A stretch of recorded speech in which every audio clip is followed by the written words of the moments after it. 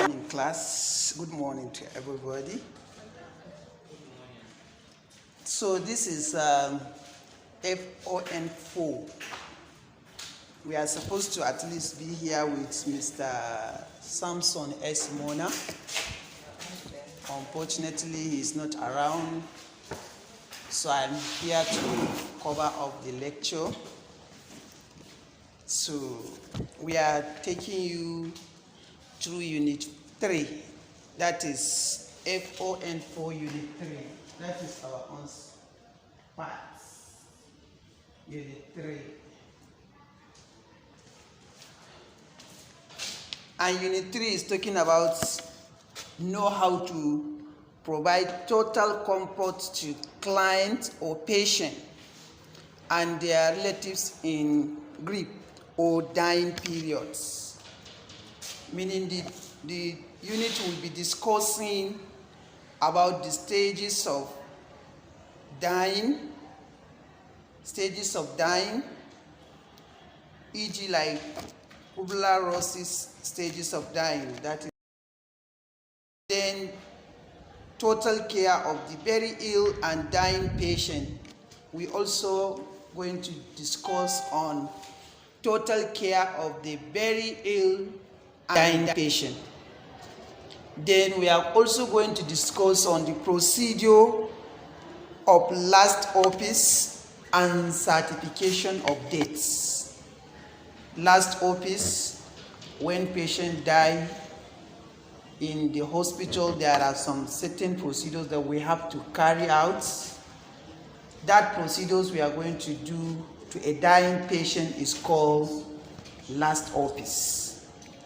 And there are some certain dates that occurs in the hospital too. There are some steps that a nurse has to follow before certifying that corpse in the hospital. So we are also going to discuss on that. Number 4, we are also going to discuss on grief and grieving process. Grief and grieving process is also part of our discussion. Then we are also going to discuss as number 5, living will movement. As somebody is dying, if he has a will,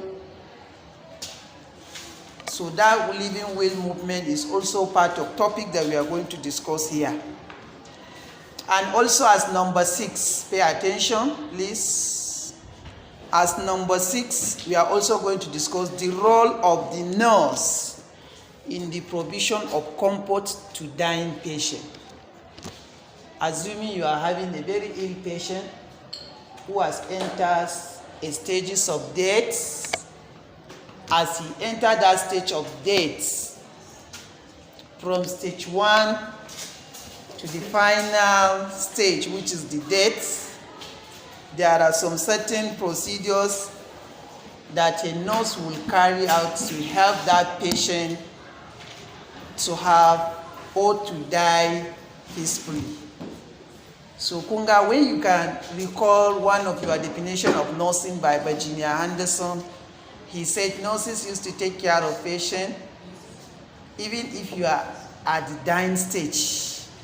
You like have something as a nurse to give that patient.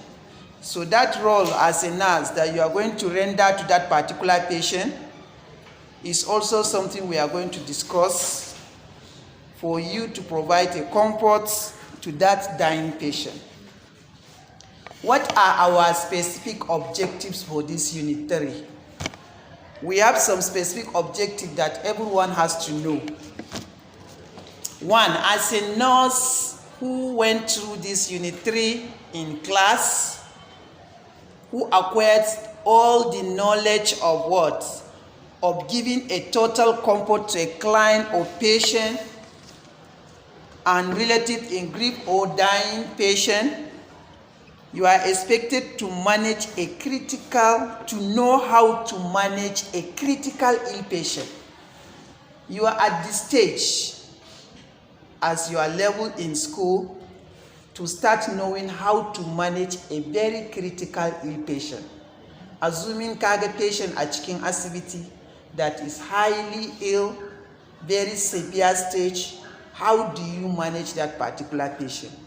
You are up to a level to know how to do that. It's part of something we are expecting you people to know at the end of these lectures. Through that, how do we normally manage some patients that are in critically ill stage? Mostly they are in need of bed bathing, treatment of pressure areas. Mostly they don't turn one side to the other side by themselves until it is done by the nurse or the relatives. You can instruct relatives sometimes to continue something in case you are not there. You can also equally come and be doing it by yourself. That is treatment of pressure areas. Remember that one you were taught since last semester or last session. Nasogastric tube feeding is also part of procedures that we use to manage a very critical ill patient. Kunga Wanama, it has been treated by you people last semester, I can say. Use of suction machine. How do you use suction machine? Yeah, I can find the suction machine. At this your level, you are supposed to know how to make use of suction machine, to know how to manage a very critically ill patient. Clearing of the airway. You have been hearing ineffective airway clearance, ineffective breathing patterns as some of the nursing diagnostic problems. How do you manage such patients that has particular problem like that? These are the time that you people are expected to know how to do that as you go through this unit 3. Now, the next one, we are also expecting you people as one of our specific objectives for you people to know how to manage a dying patient. How do you manage a dying patient? How do you manage a dying patient? Is this part of our lectures? This thing you are copying? Is it part of lectures? Aaron, I'm asking you yes or no? Fine. I'm introducing the unit for you. Better you know where we are heading to go. Then we are expecting you to know how to manage a dying patient. This is particularly this unit is talking about dying patient. How do you manage a dying patient? How do you identify the stages? How do you do this? How do you do that? You understand? These are some of the things that we are supposed to also know in this particular unit. Then, in managing a dying patient, mostly you may see oxygen administration. Sometimes they may equally require you to give them oxygen administration. Well done, welcome, sir. So, then when you look at it, cardiothoracic and pulmonary resuscitation, that's CPR, you have been taught that one too. Oxygen administration too has been done to you. So normally I'm ring a building akan knowledge in the akabaku. When we say oxygen administration, this particular patient require you to give him oxygen, then we know that you know how to administer oxygen to that patient. If you don't know, I know you know because I definitely. You went through exams recently and I know they have treated oxygen administration. So I think like yes, okay,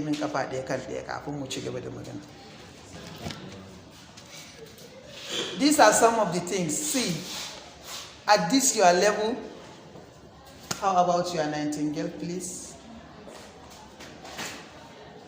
At this your level, what we are telling you here is that if I say oxygen administration, as far as we are concerned, it has been treated in this class.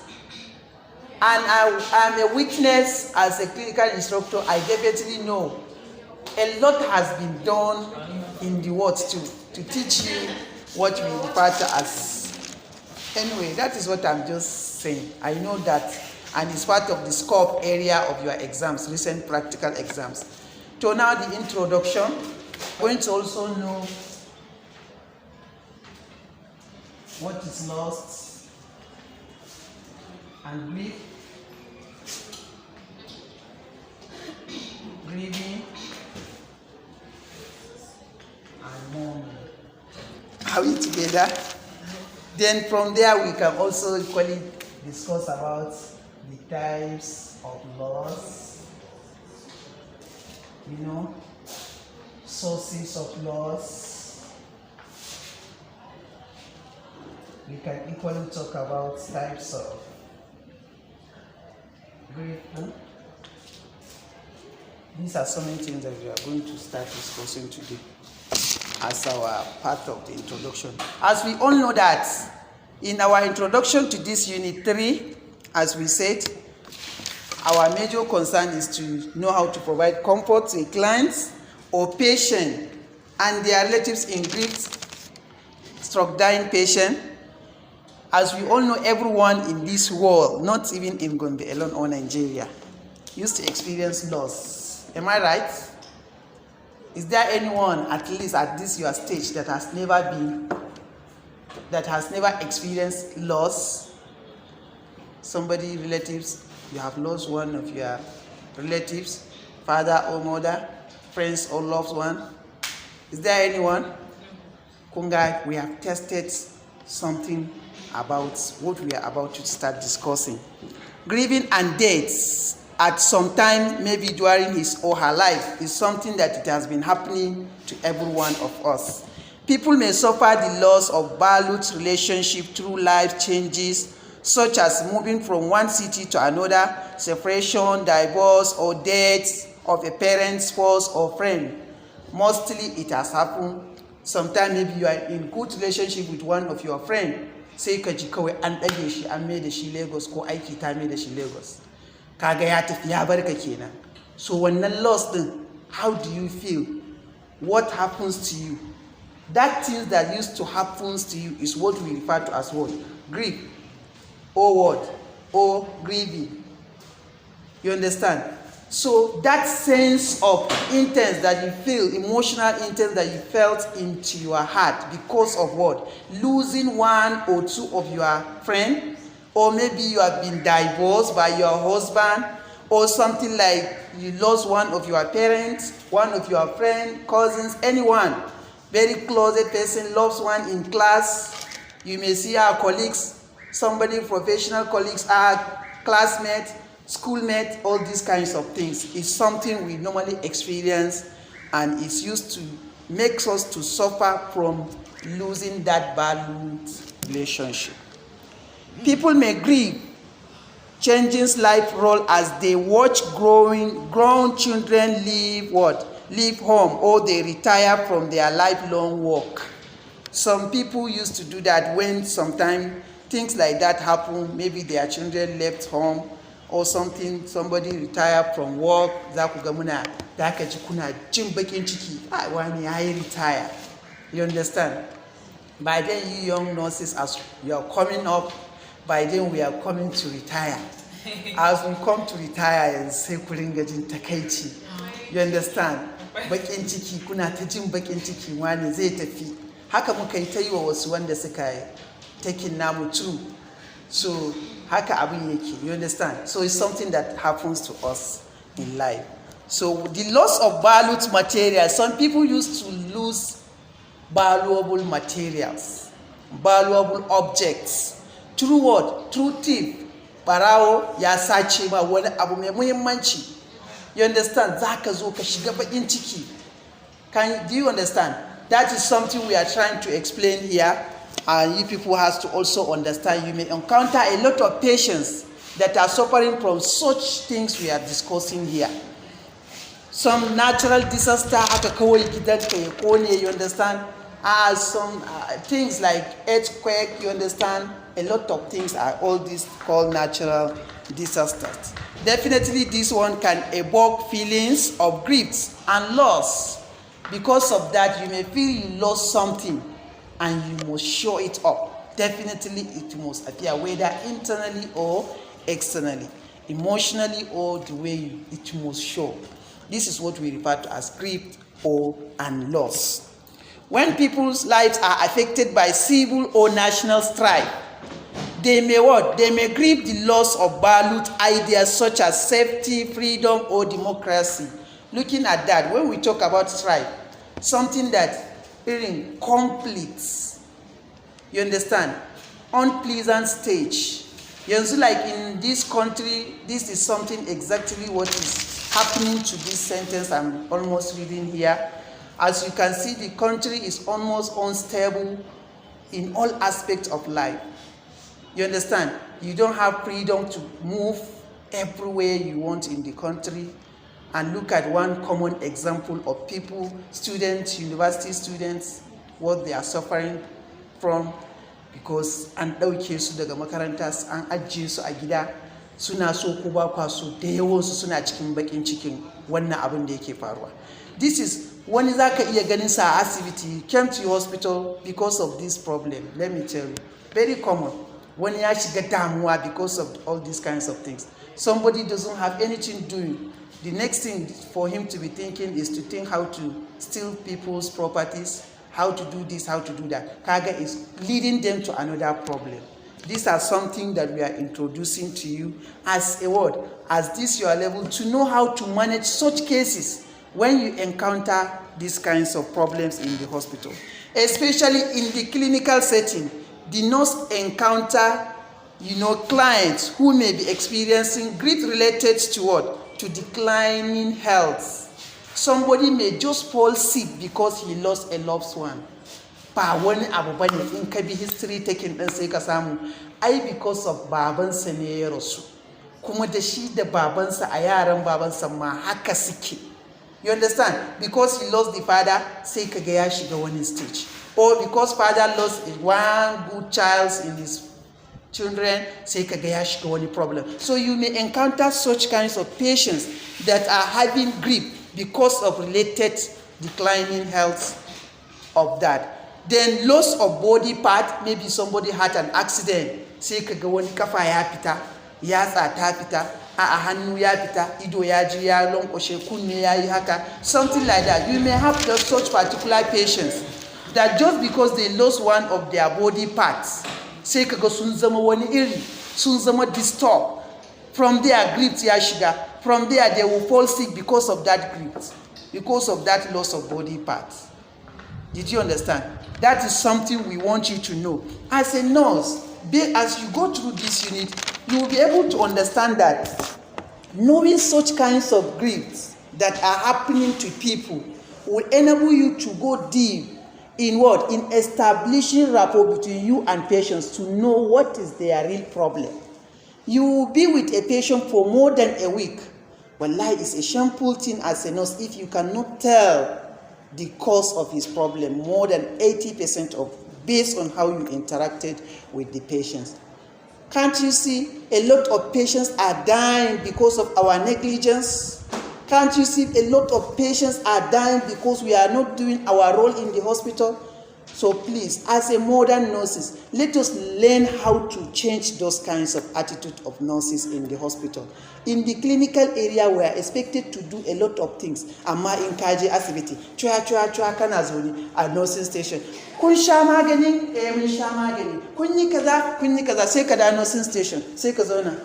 Hello, my love, cash the class for you. My love, cash all these kinds of. My love, tell your love that you are at work. Let me tell you, if you can do the ideal work of nursing, wallahi, from the beginning of the hour to the last hour, wallahi, back at the time in Zama. Believe me, look at it. Now go to read this unit as we end the lecture. Go to it and think wise. Think very wide and see the scope of nursing responsibilities in the hospital.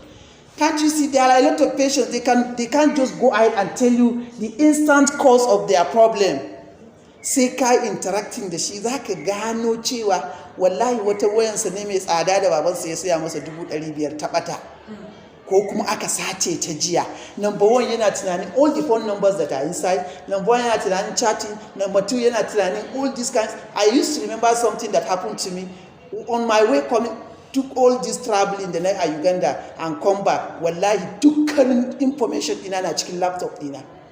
All the pictures. Da muka ɗan haka a ɗan snapping a can gindin ruwa da sauransu. As I'm talking to you, all these kinds of things, me and my wife, all what we have done there, Tika, all this record is in my laptop. When I took the laptop to this cross for one of the problems, just power IC damage that happened, ina gaya muku, later after ya gama gyarawa na zo na samu babu hard disk a ciki.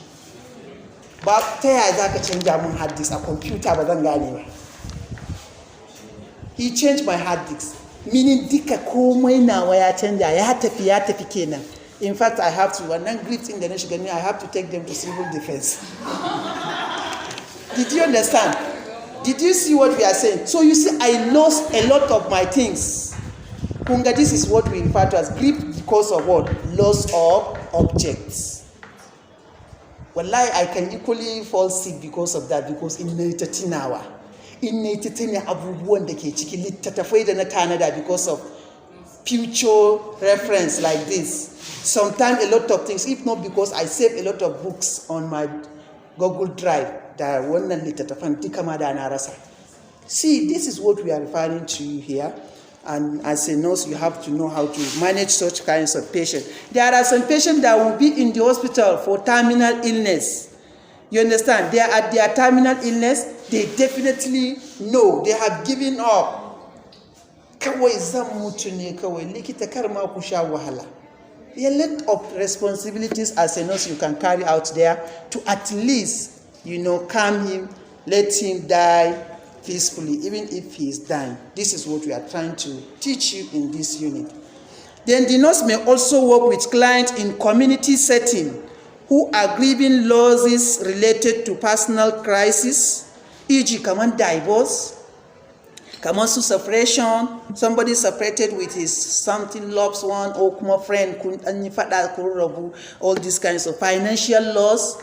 Lokaci ɗaya yahoo sun yi awon gaba da 10 million ɗin shi. You understand?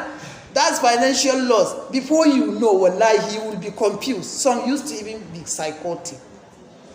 Before you know, they enter psychosis. Kawai kaga an kai shi psychiatrist because of that problem.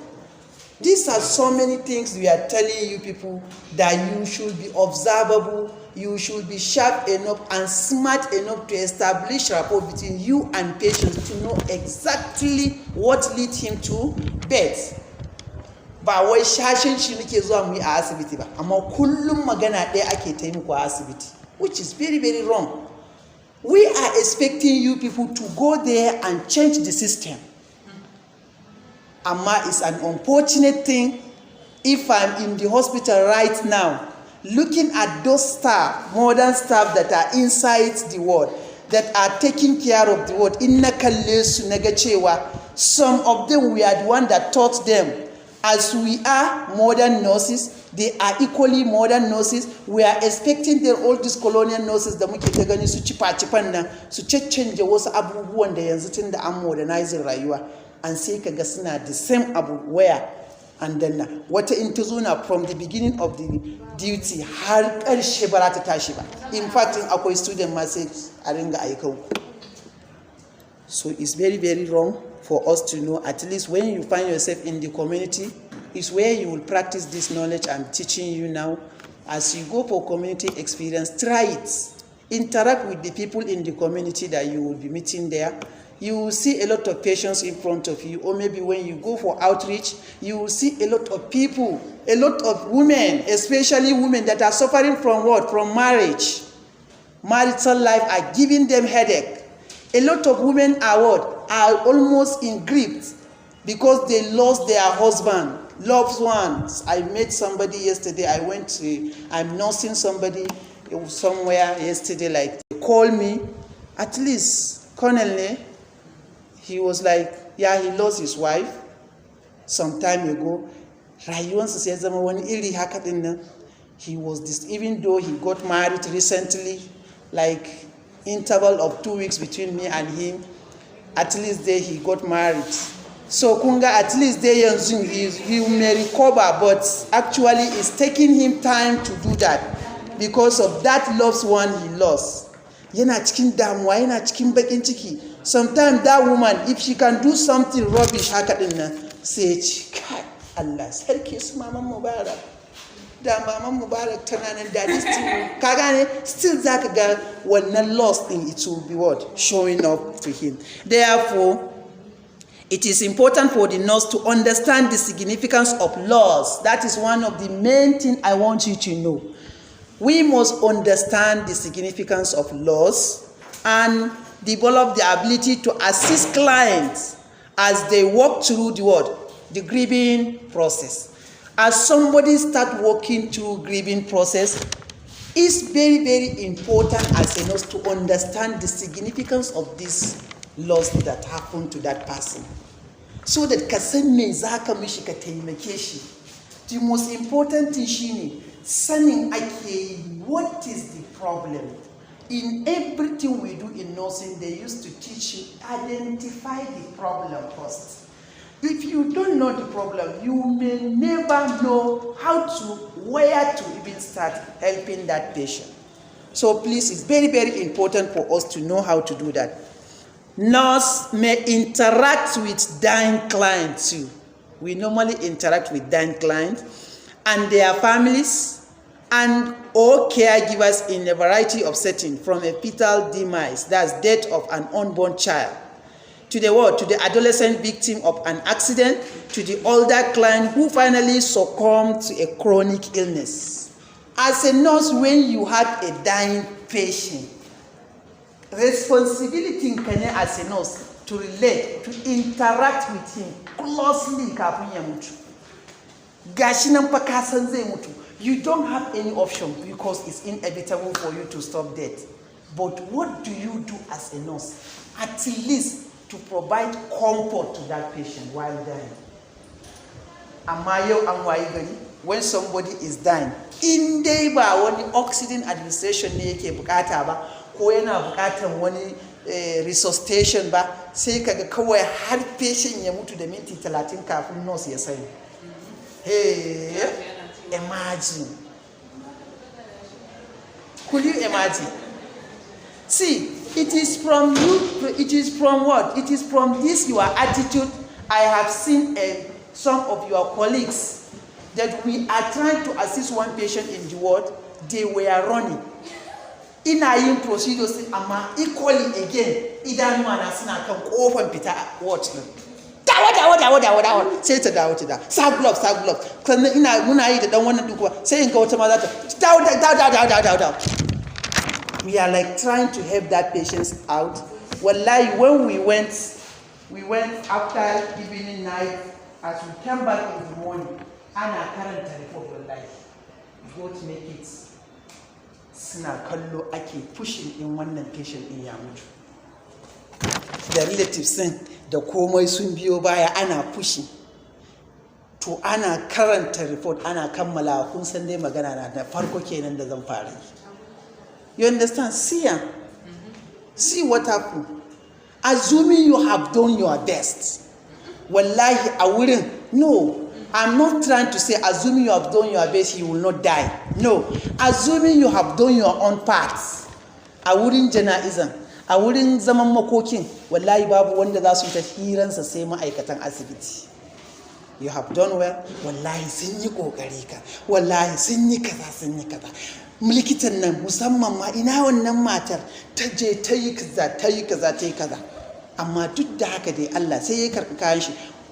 They at least and you have done your best. But if it is opposite what we are discussing, ina gaya muku the same thing za su ta zagin ka ana ta tsitsine muku. Ta ina rayuwa zai albarka. Sai kaga kana nan kana kwasan kuɗin kuma kuɗin ba sa zuwa ko ina ba sa maka komai ba wani abu ne wallahi tsino wa'annan marasa lafiyan ne. Ina gaya muku kar ku ga ɗan ƙauyen nan. Wasu suna raina ɗan ƙauye sosai fiye da yadda baka tsammani kuma it's very wrong. So let us also understand that we have to interact with a dying patient. As you have seen somebody is almost about to die, or he has been showing off some stages. This is the topic, or this is the unit where we are teaching you stages of death. Ya za ka yi ka fara sanin stage 1 ya fara, ya za ka yi ka san stage 2 ya fara, sai ka san cewa lalle wannan ya ɗebo gangara. From the sign and symptom that we are teaching you, that we are going to teach you in this unit, you will be able to know. So as you know, as you rectify that word, then you are expected to go and start interacting with the dying patient, as well as the relatives, as well as the family, other family members, friends, and other people. You must interact with them. Don't kai musu ne kasancewa they are all in your control. to know how to do what, how to make sure that they were almost well managed in order to calm them, to reassure them, to at least make sure you have done the best to make them not to at least enter some of the stages of like grief or other things. That is grieving process we are saying. Yes. I'm talking about interaction. Yes. Yes. As the patients came, what we are saying in this aspect is when somebody enters stage of death, you are expected to interact with the dying client in the sense that you have to be with the patients throughout from this beginning of the stage 1 to the final stage, which is the death. Ba expecting na lokacin ku bar patient. You must be with the patient throughout. You understand? It has come to our notice that could get patient almost is on the dying process. Sai kaga nurse yana zaune a nursing station. Is there any interaction between you and the patient at that stage? Babu. Sai ka je wurin patient. Ka tsaya ka ga me yake faruwa. Me ya kamata za ka yi? What are you expected to do? What will you continue? What will you discontinue?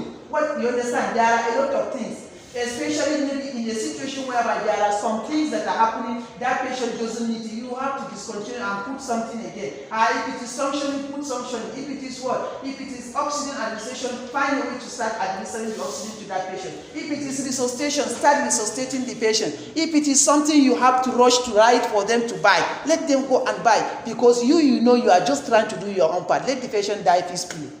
And you have to control the relatives, interact with the relatives in the sense that kore su duka su je su samu wurin zama kar ka yadda everything da kake yi relatives suna nan kewaye da ku.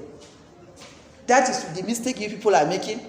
Every time doctors are having round, ku fita doctor za su yi round, amma kai sai ka zo bed making, kowa na zaune a gefen bed, kowa na nan yana shawagi a cikin ward, za a shiga za a fita wai kana bed making. Kai wannan abin da kake is not important ne? Wards ɗinka gidanka za ka yi aiki, ba za ka kori kowa ba, amma in wani bako ya zo zai nasa aikin wai sai ka tabbatar wurin is calm. It's very wrong.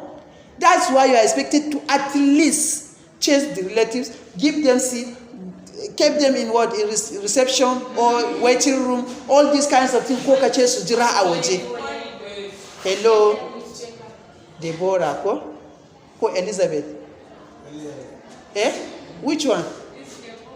Deborah, don't limit your this thing now. You may find yourself in teaching hospital. You may find yourself abroad where they have everything that we are saying in this book. Do you know that? So ki yadda da wannan labarin da nake gaya miki. See, it is only in Nigeria you will see a nurse came for duty. As you come just for duty from 7:30 to what? To 8. Kajibaya nan a duty. 1 hour. Good 1 hour. By duty. See, when Nursing Council of Uganda hosted me for clinical experience, we went to the hospital, Before I went there, one of my colleagues from teaching hospital, Aminu, he has been posted to that. He has already started his own experience for 1 week. Ranan Friday. Mun saba nan in ka fita daga karfe 1. Daga can ma za ka wuce gida. Did you understand? Aminu da ya ce 1 hour, at least 1 to 1:30 za a yi sallah ko? Tinkin 30 minutes din kawai shi bari ya wuce ta can. Bai dawo ba. Ina gaya muku wannan labarin, Aminu da ya tafi bai dawo ba 1 hour kenan. The following week ne ni na kawo musu reporting later na that I'm going to start my own. So the first warning na tamu an sa Aminu a office. Ana addressing Aminu ranar. That cewa if he will continue like that, he better terminate his clinical experience and then ya canja asibiti. Okay, Mr. Sabon zuwa kai kuma, if you are going to do the same, you better go and think. We are going to give you 2 days to think before you come back. If you are going to continue like that, that there is nothing like going for prayers. Wannan muna magana ne a can su yanda suka ɗauki rayuwarsu kun ga ba su valuing religion ba misali. No, even though if they value religion self, they should not provide a time, at least, even if it is very minimal, it's not that much time, at least achieve 10 minutes, you must go and come back. Kaga za ka iya jira sai irin 120 za a shiga 130 sai ka je ka spend 10 minutes naka ka dawo. Amma ba dai a ce haka aka ce mana you can go for Jumu'ah prayers. Jumu'ah prayers for 8 weeks. Na ce to Abubakar Mamman, if you agree with this agreement, there must be a serious problem. So daga nan sai na ce sai dai mu canja asibiti. That is how we end up changing that hospital. But it's not that other hospitals are like them, but they are still very strict about going out unnecessarily. There is no reason why nurse can go for 5 minutes out. Kunga anan, what if you go that 5 minutes, something happened to that patient? Something may happen to any patient that you may be needed, emergency, and you are not there. They are right to control that. And now, and neglecting. Kaga nurse ya tafi banki for more than how many hours? 2 hours, 3 hours. Wani bai zuwa. A yanzu we have reached a stage whereby you will see a staff throughout night and then specialist bai zo duty ba. Amma kun san su waye? Wallahi recent graduation da aka yi din nan. Ku inda ake tunanin that you are going to bring a change. It's very rare to see a oldest nurses in nan behaving that way. Not all of them. Not all of them, believe me. So please, let us understand how to do that one, how to manage such kinds of things or attitudes. Let us know how to chase those attitudes. Hello, pay attention. So please, that is Susanna. Did you understand the interaction we are talking about? So that is sometimes patient relative. I wouldn't want a patient in the hardcover patient relative, a dying patient, a dying process. Wani yana tukunna patient in ma bai mutu ba za ku ce waya Allah na bai shiga uku bai ma mutu ba jin wannan ihun ma kadai zai iya fushi nasa kuma.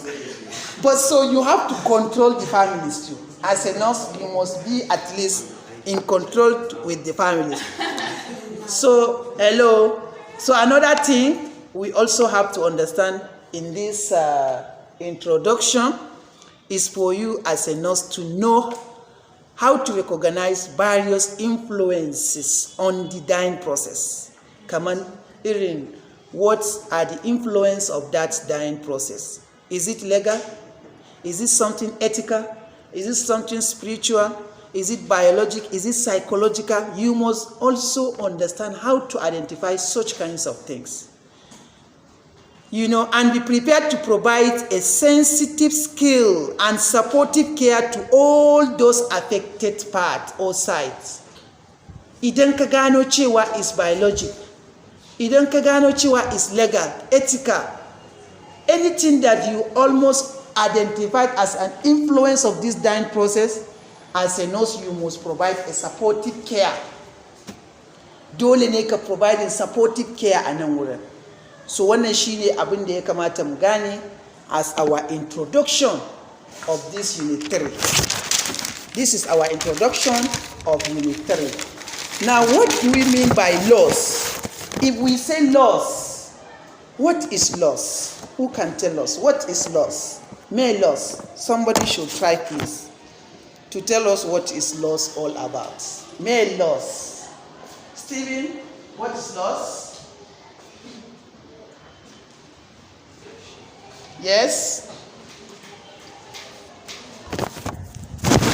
What is loss? Tell us something. What do you understand by what loss? Who can say something? What is loss? Kunji abubuwan da muka ci a introduction, a game da loss, grieving process, to menene loss din da muka ci? Because we have mentioned a lot of things. Zaka iya losing objects, materials ɗinka, zaka iya losing loved one, parents, friend, zaka iya losing relationship. So what is loss?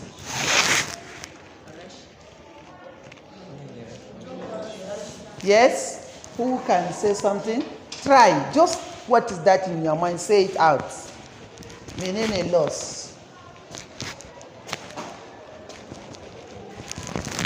Kan ba ne a rayuwa na in san hankali na ya kwanta. Fire, go ahead. What is loss? kun san me nake yi da waya aiko? Ka san ina mema? Ina auctioning ko? To auctioning, class auctioning is different with the clinical area auctioning. Yes, Faisal, what is loss? Try, say something. Jacob, say something. What do you understand what loss? Smart. Yes, Ahmad. Sit down, don't worry.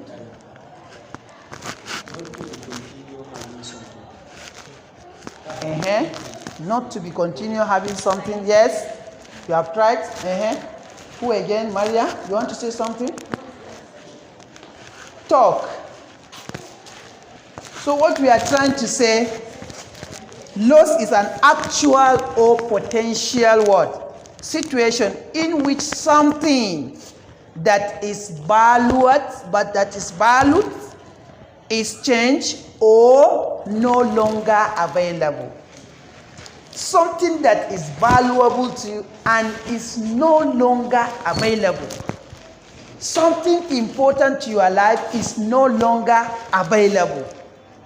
And it could be actual or it could be potential change that will occur in your body, in your system, in your life, that has happened because you lost a valuable something.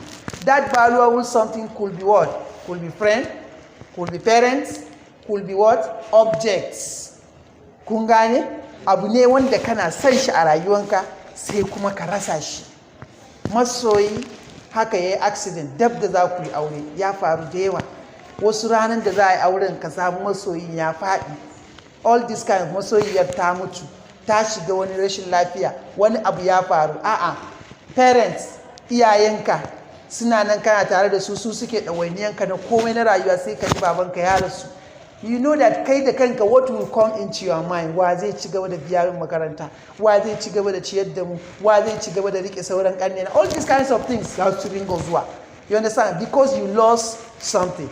So that change that will occur because you are no longer with something valuable in your life, you may what? You may feel bad. People can experience the loss of body image. Body image, when we talk about body image, shine ana maganan irin wani part na jikinka. Loss of body image, haka kawai sai kaga cewa ka je ka yi accident, you understand? Fuskanka ya kwele, ya wani rarikewa, ka san daga farko abin da za ka ringa tunawa in na warke yaya wannan tabon zai ɓace kuwa, you know that it will not disappear. Am I right? This is something that will begin to come into your mind, that me zai faru. By time? What's the time? 8:50, go? Good. So that is what we refer to as what? Body image. A significant order, a sense of well-being, loss of job, haka kawai a dismissing naka a job. That is why we have this one. When you believe in working under somebody, hello, listen. When you believe in working under somebody,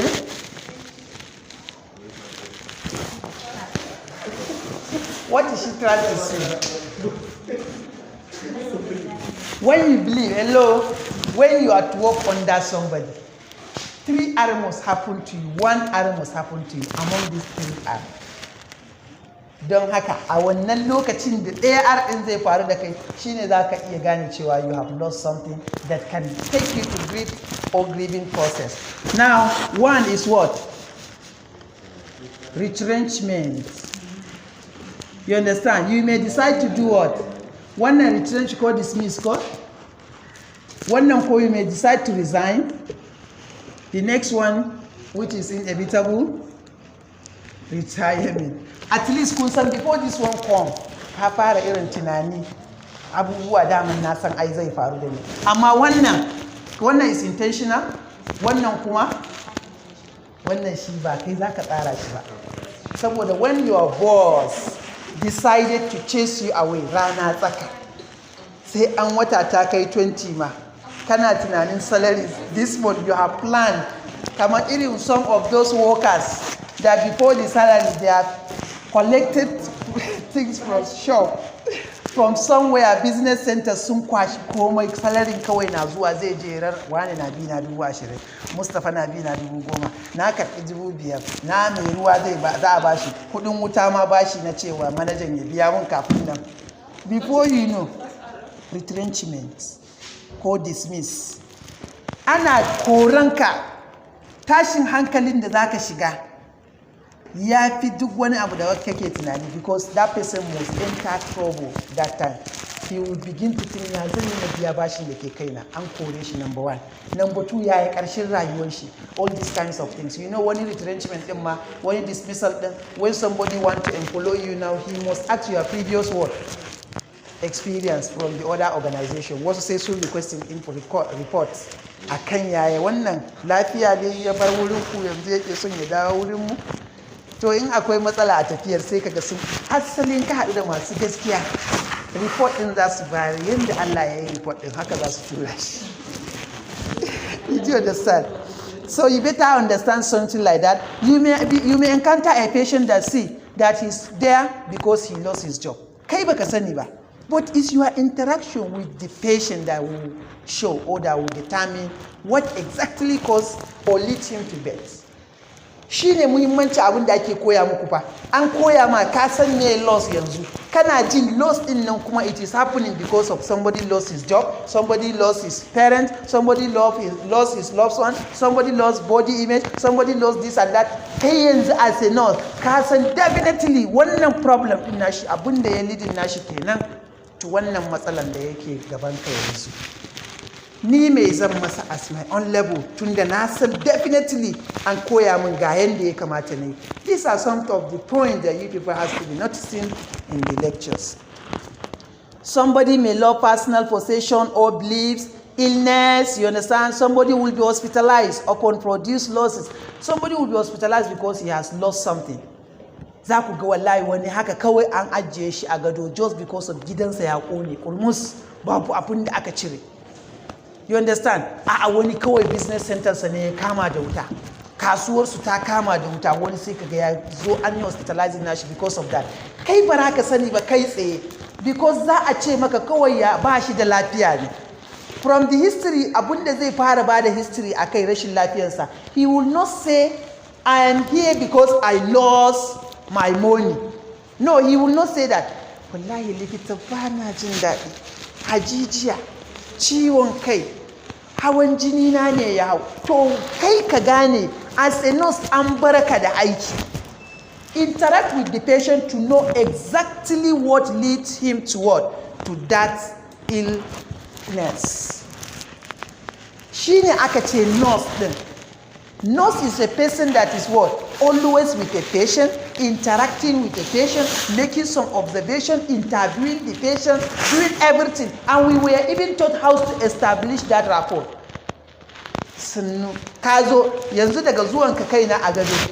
Sunana don kaga Steven ne kawai sai ka ce, Steven ina kwana. Kai ka san na haifi babanka ma, amma ka zo ka ce min Steven ina kwana.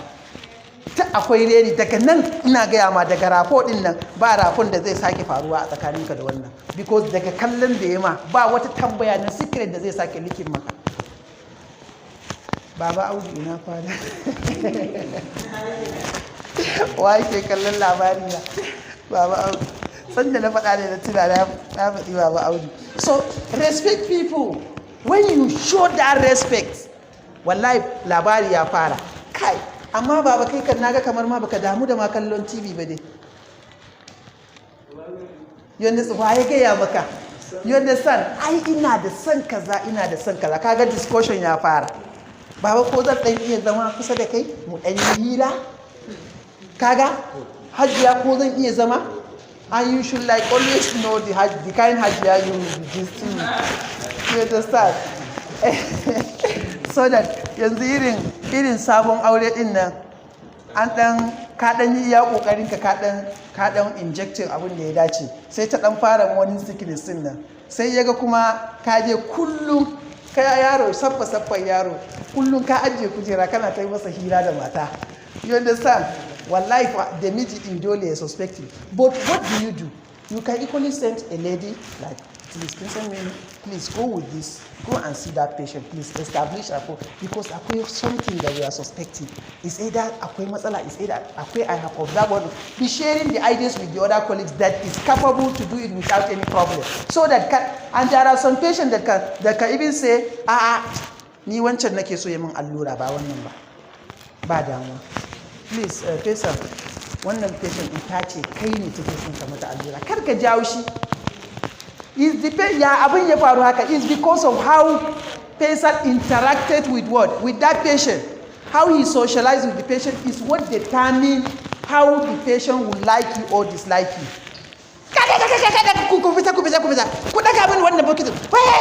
All these kinds of things. Ta yaya patient za su soka awards? Kai ka taɓa yin aiki a patients, ka yi admission procedure correct from the beginning to the end. See what will happen at the end. Wallahi wannan patient din bara a masa discharge ba bai face sai ya maka ban kwana. Try this thing, I'm telling you. They will recognize you by names. They will do this. It's not by like we are proud of what we have been doing, but ina ma maganan nan, I have seen a patient that we met. We like separated for good 10 years. I did not see that woman. It's until I come back to this Lagos doing that clinical instruction. Na je pediatric na same ta da ɗanta ta kawo shi admission. Matan nan na shigo ina examining wasu student kawai what? You understand? That woman, I remember tun ma ina student ne a gani what wallahi because of how we handled that woman. I'm telling you, ta zo gani what har ta rike sunan har za ta iya recording for good 10 years. Haka muka tina shekarun nan muka tina su a wurin ba mu bace ba sanda muka tina su na kira wasu student nace kun gani. Yes, now something we have to like. So listen, when we talk about teaching you in this unit, dying process, to now knowing the laws, the meaning of laws. Death is a loss. Hello? Death is a loss too. When somebody dies, it's also a loss. Shima loss ne. Kunga kara sa wani abu ne ko? Now, both for the dying person and for those who survive. Listen, the dying person too, and the people that are missing that one is also part of what we are referring as a loss. Is that one clear to everyone? So this is something we are trying to also refer as loss. What is that? Yeah. So death is a loss for both the dying person and for the people who survive. Although it's inevitable, it can stimulate people to grow in their understanding of themselves and others. So many things are happening here. Sometimes the person that is what? That is almost the relative to the dead person also, as I told you, is somebody that has to be part of you. You have to also take care of him.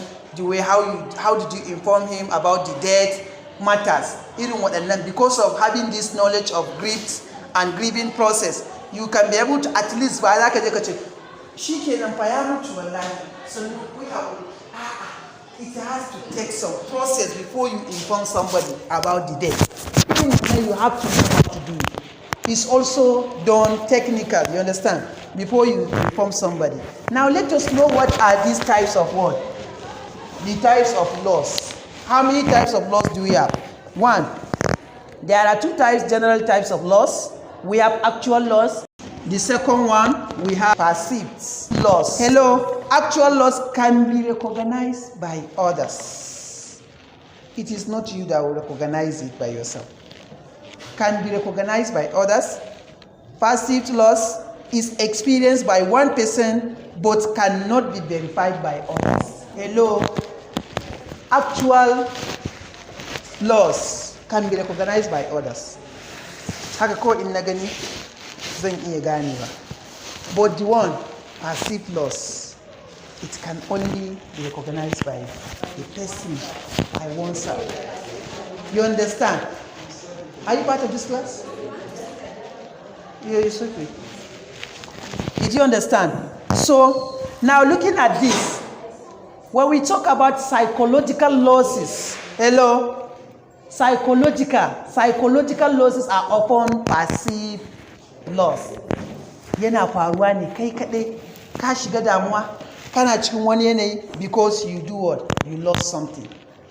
A ciki internally yake takura ma. That is one of the example of that.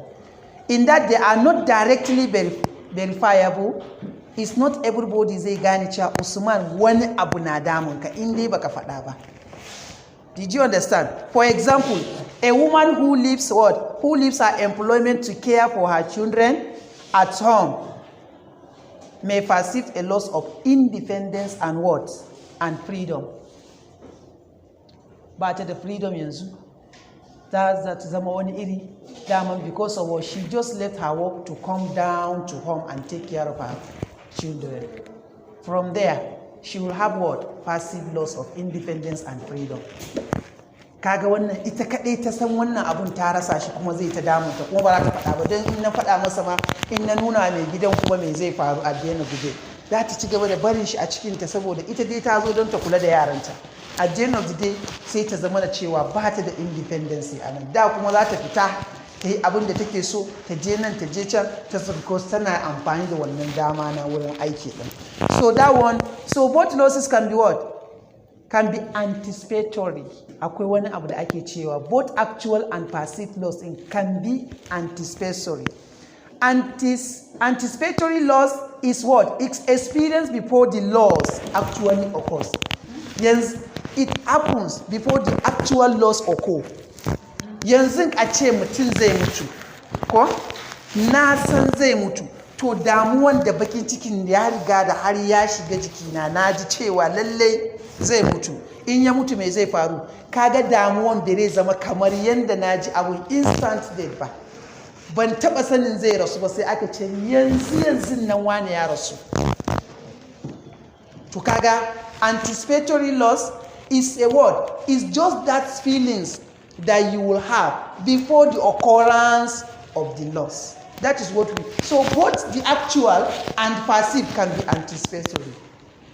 Misali, yanzu zan iya fara that woman that we gave example that she will leave her employment, come down to take care of her children at home. She will lose. She will have a what? She will have passive what? She will have that sense of loss because she lost independence and freedom. Za ta iya fara tunanin hakan kafin ma ta bar aiki. Did you understand? Ai za ta iya fara lissafin cewa kai yanzu wannan aikin in na bar shi fa na dawo gida zan rasa kaza da kaza. Bakin cikin kaza fa zai ishe ni. Za ta iya jin hakan kafin ma ta aikata. When she what? Kaga anticipatory ya faru. Anticipation ya faru because she even encountered the real problem of what we are trying to explain. Now, for example, a woman whose husband is dying, like you have a patient in the hospital and her husband is about to die, she may experience the actual loss in anticipation of his death. Za ta ci gaba da shiga damuwa ciki za ta zama she's what? She will have that actual loss even before the death occur. Kunga actual loss ya zama ne anticipatory ana because kafin mijin ya rasu ma already tensin ta ci gaba da jinsa a cikin zuciyarta ta san lalle zai tafi. Kunga actual loss muke magana ko to yanzu idan har ya faru fa at the end of the day dama already ta anticipating cewa zai mutu to sai kuma ya zo ya mutu. So that one is also part of something we have to also understand. But let us also understand this loss that we are seeing apart from the types. Loss in it can be viewed as situational and developmental. Za ka iya viewing loss in as situational ko kuma developmental. Bari mu ga menene bambancin su. Can be situational. You can view this loss. Mun gane abun ai. Za ka iya kallon, za ka iya viewing din loss in as situational ko kuma developmental. Now let us look at it. The loss of one's job. When somebody lost his job, the death of a child, or the loss of functional ability because of acute illness. Maybe yanzu kawai na yi losing kafa na, maybe for instance say patient ya zama yana da stroke na lower leg kun ga yayi losing functional ability na wannan leg din, ko kuma ya mutuwa, ko kuma he lost his job. This thing that happened to that person or any injury, they are the one that are referred to as situational. Waɗannan ana kiransu situational ne. Yanzu ya rasa wani, yanzu ya yi losing aikin shi, yanzu ya yi losing wani functional ability na wani ɓangaren jikin shi, yanzu because of injury ko illness ne ya yi losing. Wannan ana kiransa situational loss ne. Now we can build all these losses as what? As situational. Then the other one, loss that occur in the process of normal development, such as the departure of grown children from the home, retirement from a career, and the death of aged parents, are all developmental losses. Losses that occur in the process of normal development, such as a departure of what? Of grown children. Children from what? From home. Maybe retirement from a career. Retirement from a career. And the death of aged parents. To aiki kasan maybe mutum ya kai 18 years. You understand? Babanka ne fa kasan babanka ne. Amma kai kasan ya kusa tafiya misali. You understand? Kaga wannan abun an san developmental ne loss ne. Already har na yi developing a mind ina cewa wannan fa kusan ya kusa mutuwa. Duk zafin da zan yi, duk rayuwa bakin ciki da zan fara shiga na ma fara tunaninsa tun ba yau ba. You understand? It has become what? Developmental loss. So that one you can view it as what? As developmental loss. This is something we also have to understand. How to view these two losses, situational or developmental. So now let us move to the next one, sources. Sources of loss. What are the sources of loss? Class. Let us give examples. Who can give us examples of sources of loss? Yes? Sources. Duk mun ji wannan to me sources ne? Who says something? Who is talking? Why yake magana? Yes, Susan. Stealing? Yes. Sickness? Accident? Yes, Maria, you have something in mind? Oh yeah, Pesa. You understand? So these are some of them. We have them, there are plenty, you understand?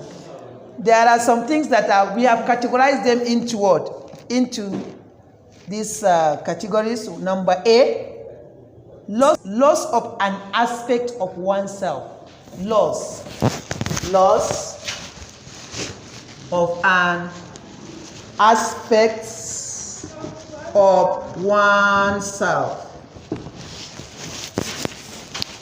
You understand? I will explain. Shine body parts yanzu. Haka kawai na yi accident, kafa na ya fita. Ba oneself bane, ka gani ne na losing wani part ina. You understand? Psychological function, physiological function, maybe one of my system, one of my hormone, I lack something physiologically, some aspect of my body has been what? Affected. Psychological attributes, maybe you have encountered something that touches your what? Your brain. So the loss of an aspect of self changes a person's body image, even though the loss may not be what? May not be obvious. Some losses cannot be obvious for oneself. Maybe if it is psychological, in the harbe exhibiting abun baraka senda. Did you understand? But amade is what? Is something internally, as we almost know. That's in a passive passive what? Passive loss in the wiki magana. In mon hargane types then. Kunga when there is a kind of loss that can touch somebody on his own. He will be the only person that knows his problem. Ka samu wani problem internally kai kaɗai ka sani, wani abu yana damun ka, wani yanzu haka yana jin haushin wani, wa ya sani?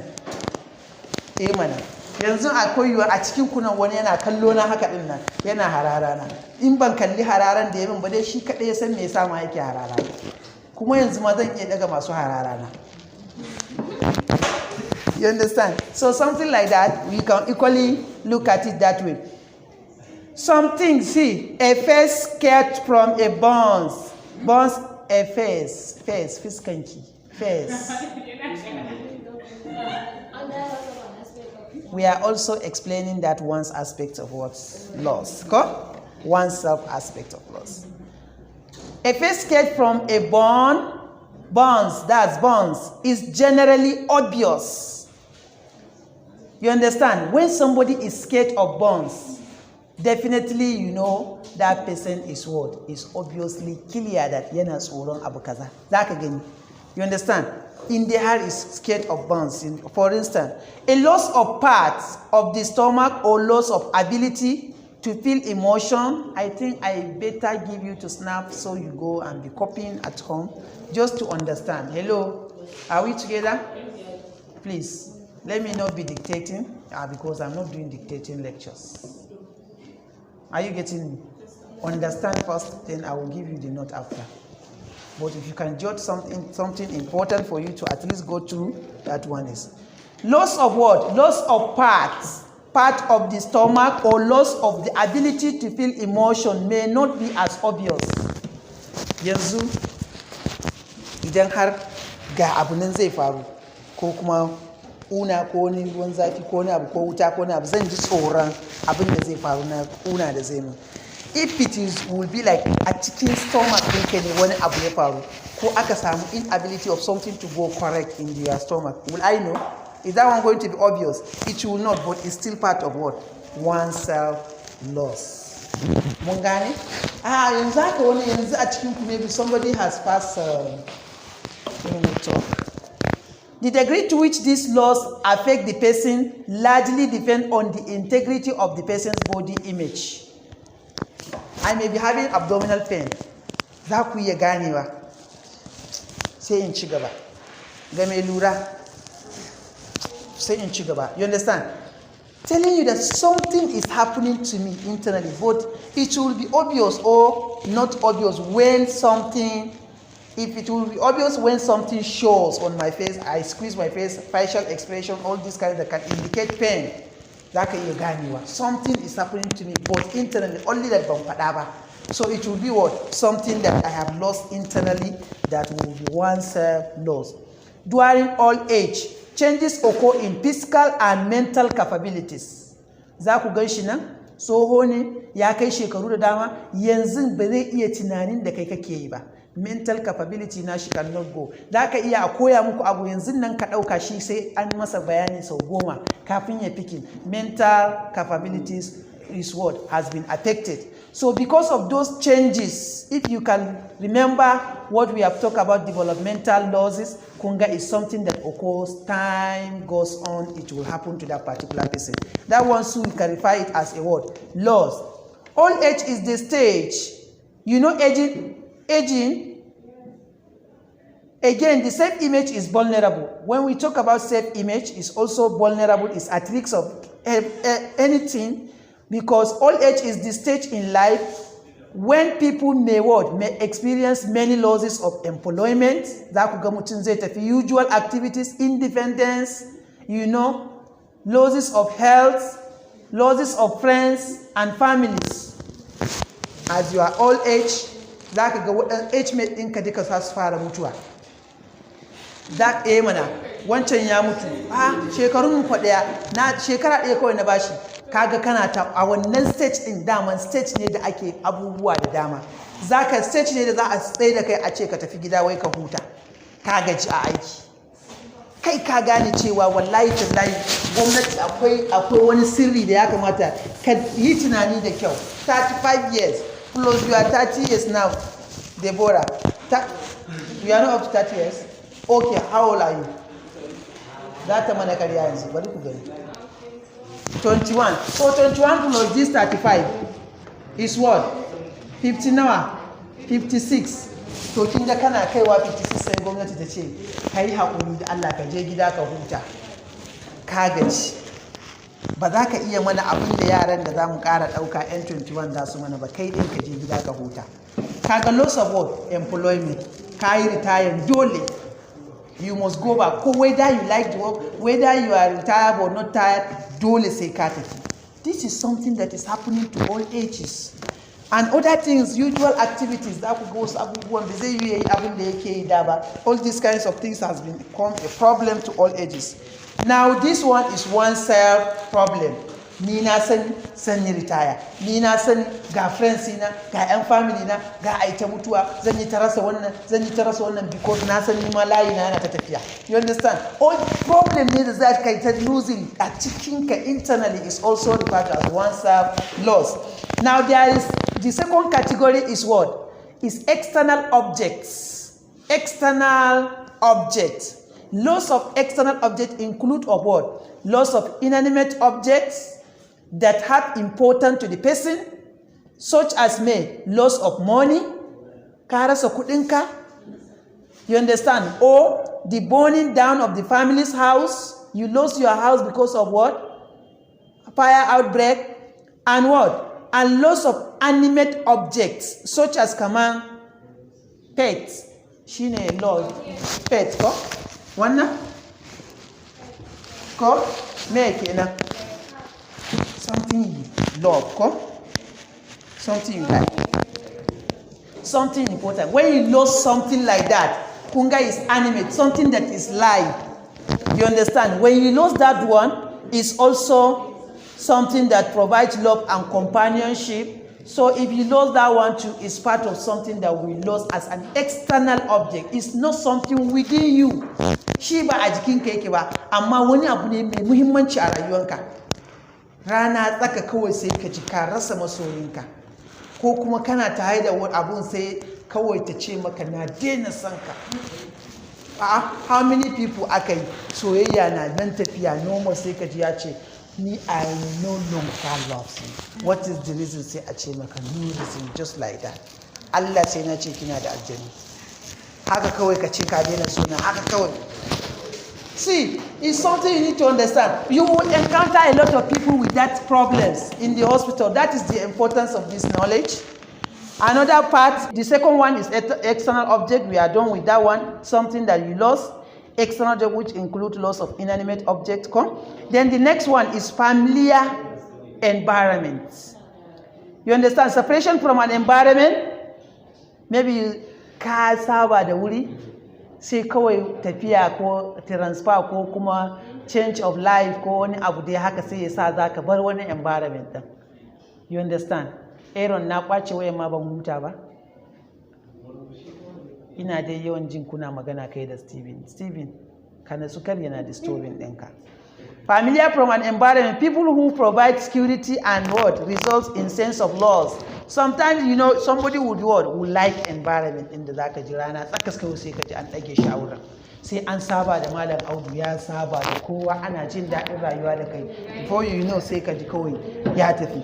That one, you know, a 6-year-old is likely to feel lost when first leaving the home environment to attend school.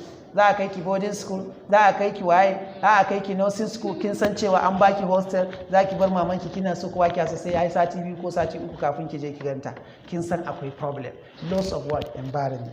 Like even university students, you people that are in university now, or you are in colleges of what? Nursing, you are equally, you know, in tertiary institution. Haka ka cewa za ka bar yanzu friends kuna nan, kuna da majalisa, kuna da wurin da ake hutawa, ba za ka bar su ba sai bayan wata 6. You people, you are even lucky enough this time around. Nursing is not as before. Since we are the pioneers of College of Nursing Gombe, lokacin mun sha wahala. Set 17? Yes. Set 16? Pioneers of the college. So we are the pioneers of this school as set 3 nurse. Har ga Allah zan iya ce muku wallahi a sati a wata 6 nan zan iya kirga sau nawa nake zuwa gida. In fact, ba amma yanzu ku every week mutum zai tafi. Look at how we started our lectures today. Mutum ne yana zuwa ma lectures karfe 8:30. Do you know the oldest time how they do it? You will see the principal at the gate. wallahi yana nan yana tsaye. Unfortunate za ku zo ku ringa zuwa yanda kuke so. You come to class as you look at and the school has resumed. I'm having only just 30 students or something like that out of 19 students. Could you imagine? All this nursing is not like that. Kuma anam makaranta is not. We don't used to behave the way you people are behaving. So please, that fence we used to have because we separated from our normal environment to move to another environment. One number is part of something that we refer to as what?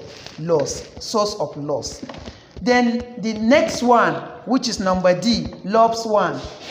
Maybe you have a loved one, kai missing lora na taka kamar da muka bada misali ta ce ba ta son ka ko ku rabu ko wani abu na heartbreak ɗaya daga cikin ku disappointing ɗaya ko something natural ya zo ya raba ku da sauransu ko genotype ya zo ya raba ku yadda the loss of a loved one, or valid person through illness. You understand? Through illness can cause something like death and other things. You understand? Divorce ma yana kawo wannan loss is one of the source of loss. Separation or death can be very disturbing. All these kinds of things are as part of things that we refer to as lost one. When you lose all of those one is one of the source of loss. So from here, in some illnesses such as, there are some illnesses that are referred to as Alzheimer's dementia. A person may just undergo personality changes that make friends and family feel they have lost the person. Akwai wani condition inda kana nan ma kana raye, kana cikin al'umman, kana cikin nasu a gida za a ji kawai kai kan kowa zai ji kawai an rasa ka ne kawai. Kaga daga nan is one condition called Alzheimer's dementia is one condition that serves as a source of loss. The death of a loved one is also a permanent and complete loss. You know that somebody has died completely, losing national number is one of the source of loss. So these are something that we refer to as what? I have defined what is loss. I told you that loss can be actual or potential. We also define that one as a what? As a loss. Then also we say we have types of loss. We say we have perceived loss. We also come and talk and what? An actual loss. We later come up to talk about some sources of loss. That is where we have categorized them into 5. We say loss one, external object. We also come and define something that we refer to as loss of an aspect of oneself. We also give you another one that we say. Do we have any question? So please, in the absence of question, we will have an assignment which will be on stages of dying. So everybody should go and look for it and read about those stages.